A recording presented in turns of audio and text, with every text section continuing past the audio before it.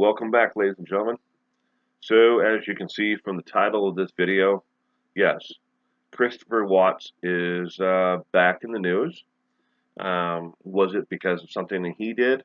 Yes, but was it more because he has his minions and his mother have put him into the spotlight? And they're grasping onto that 15 minutes of fame, and they're trying to keep it as long as they can. So first off and foremost, I'm going to do something with this video that I've never done before. And that is, in the video description below in this video, I'm going to link a video from another YouTube creator. And that is all I'm going to put in the video description, besides obviously what the video is about. But instead of my links to my Patreon or to the fan store, I'm going to link just that video. That video is by Scott Reich, and I believe he put out the video 4 or 5 days ago. That he did this video. Now, I am not an attorney, and I tend to come off a little bit abrupt, and I tend to come off a little bit negative towards those who don't want to believe me. And at the same time, I get accused a lot of bashing Shannon and the children because I put out factual information and about this case, and that's all I talk about. I don't talk about speculation, and I'm not here to kiss butts. All right, I'm here to tell you, look, this is who this person is by the documentation and the factual information that I can actually talk about, and I leave it at that. It's up for you to decide. I'm not trying to convince you of anything. But Scott Reich did this video 4 days ago about the surveillance video of the driveway of the night, and morning after Christopher Watts killed his family. And in his video, he breaks it down in legal terms that if you can't understand the abruptness from me, and you can't understand the legal terminology that he is using and putting forth, then you're never going to understand that the video of the driveway does not show anything, anywhere, of anyone else besides Christopher Watts. It's just not there. There's absolutely nobody there. And for those channels out there who keep on spreading the rumor that there's somebody else there and they've come up with some mysterious, link to another person who is, corroborating, their version of the story, that there is somebody in the driveway, or there is somebody walking back and forth in tennis shoes. It's not true. Then again, he puts it in a very easy to understand way. So that link is in the video description below. So please check out his channel and watch that video. And if you like it, I'd appreciate it if you would subscribe to his. If you're not familiar to who Scott Reich is, Scott Reich is a practicing attorney in the Greely-Fredrick area in Colorado where this crime took place. He is a very trustworthy source, and he's a upstanding individual, and he has a great YouTube channel. I have been a subscriber of Scott's channel and his content ever since I think the first time his name came across my desk, where I found out who he was. I believe it was in a live stream almost a year ago, somewhere in there, when he started talking about the case as well. And I highly respect Scott and his content because he keeps it real. He tells you, only what factually is real in this case. All right, on to the next piece. Cindy Watts. Wow. Chris Watts' mom has decided that it would be in best interest of her and her family and the Shannon's deceased her extended family, that they've had enough time to heal. I guess a year is about the maximum length of time for them to heal. In her case, from what she sees, is like, oh, you know what, my son annihilated his entire family. here I gave you almost a year to heal. So here's some lovely stuff. So she released a bunch of letters, love letters that Christopher Watts has been getting, and she released along with that one of the letters from Christopher Watts's new girlfriend. Yes, Christopher Watts has a new love interest. Her name is Anna. Her name is Anna. And according to the visitation log, and I'll get to that in just a second, Anna has been visiting Chris pretty extensively. Matter of fact, she is one of only a couple people who has been visiting Christopher Watts since he's been there in the Dodge Correction Center. Now, I'm overlooking this. You can actually Google the visitation log, and it's the second photo that comes up if you Google Christopher Watts visitation, and you will actually see it come up on your actual screen. Now, I told everybody I would not talk about the visitations of Christopher Watts until I had actual documentation, and this that same picture is what I got from the actual communications director at the Dodge Correction Center. Well, she's actually the communications director for all of the state of Wisconsin for the prison system. And she released the one before when the detectives came, and the one is the communications officer who released it this time. And that's why I'm talking about it, because it's factual now, because I have documentation from them.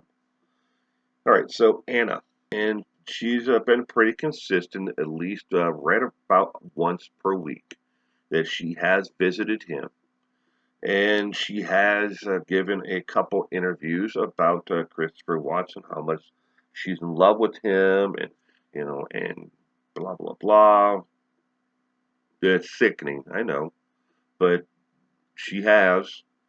I think she's trying to grasp onto something here that's bigger than what she has, and I don't know if she's been in contact with Cindy, but I wouldn't be surprised if they have, because Cindy just does stuff that is not exactly right. But then again, the apple don't fall too far from the tree, does it?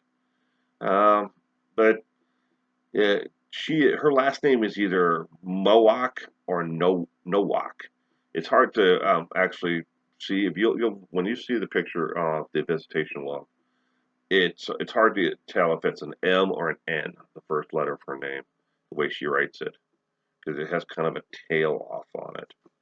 So, but the only other person who has visited Christopher Watts since he has been in the Dodge Correction Center, besides the detectives and the FBI, was the reporter with CNN, and he only visited Christopher Watts twice since he's been there.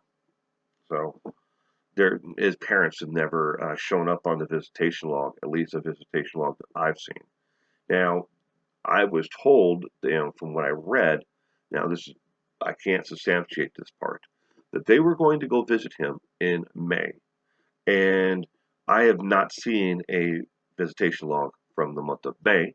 I cannot confirm that they ever went or if they didn't go in May.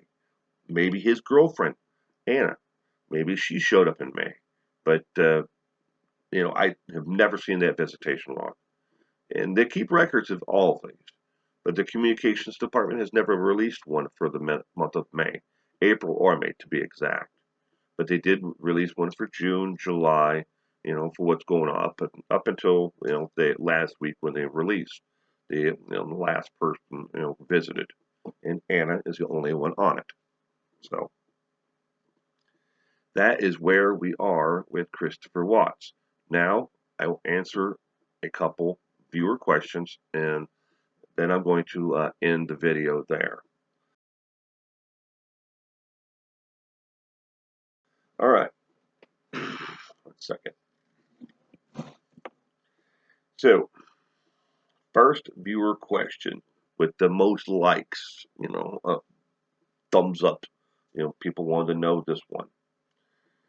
Is it true that Nicole Kissinger is currently residing in the state of Wisconsin underneath her mother's maiden name?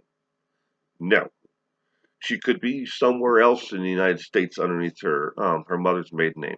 There are two ladies who reside in the state of Wisconsin with her mother's maiden name and first name of Nicole, and neither one of these two ladies are her.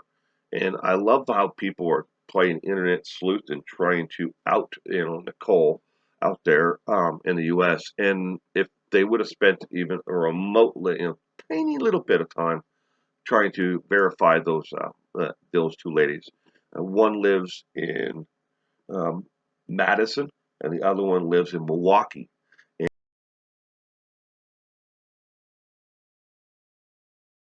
But no, neither one of those two ladies are Nicole.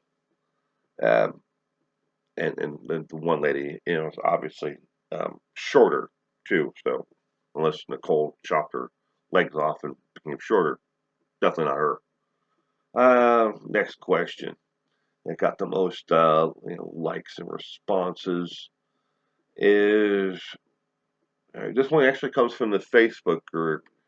And by the way, the Facebook group that I run for the channel 411 now will be shuttered, and because I'm changing it from its current uh, group to I have to pause it in order to open it up so it's public, so everybody can find it now, because it's been a private group up until here in the week when I do this. Uh, from that group, the next question is, can you talk a little bit about the 45-minute drive that Christopher Watts took to his work that day?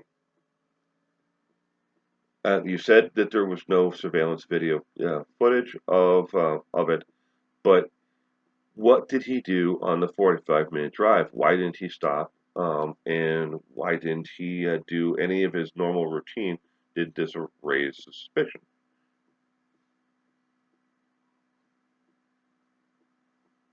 I don't know.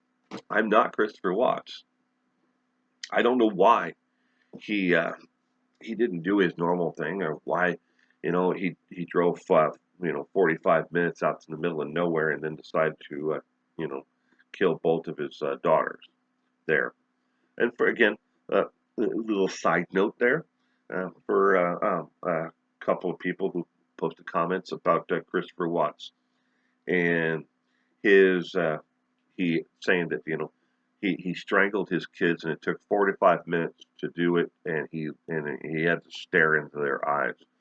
Now, remember, according to Christopher Watts in his own statement, he used Cece's blanket and covered their faces so he didn't have to look at their faces as he choked them to death. That was his own statement. So he didn't look at them, according to his own statement. Now, do you believe an habitual liar who told you that is how he did it? I don't know. But I don't know why he didn't do his normal routine. Did it raise suspicion that he didn't stop at McDonald's that morning or the convenience store? No, I don't know. I don't have the answers to that. I'm sorry, but I know a lot of people want to know the answers to it, but I don't know it. So I'm going to leave it there. All right, everybody.